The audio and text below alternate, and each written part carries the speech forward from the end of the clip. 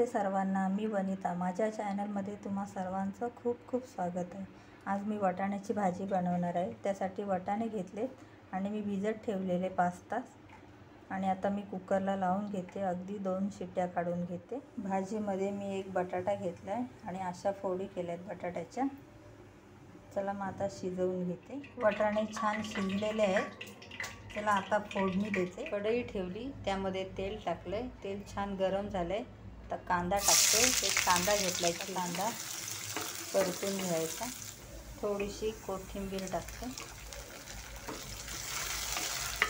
Tomato टाकते। आता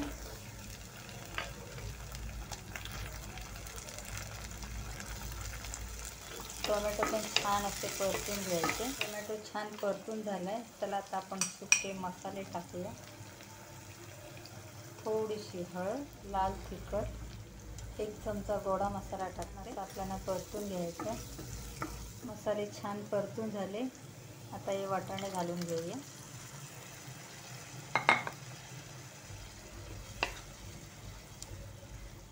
चवीप्रमाणे मीठ टाकायचं।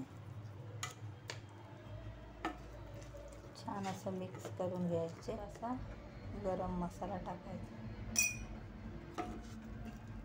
तोही छान असा मिक्स करून घ्यायचा। 5 मिनिटं भाजी अशी शिजत ठेवायची। भाजीवर मी आता कढईवर झाकण ठेवते आणि 5 मिनिटं शिजून द्यायचे, कारण वाटाणे आपले ऑलरेडी शिजलेले आहेत।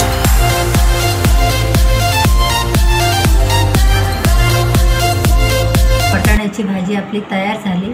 व्हिडिओ आवडला असेल तर लाईक, शेअर आणि पटकन सबस्क्राईब करा।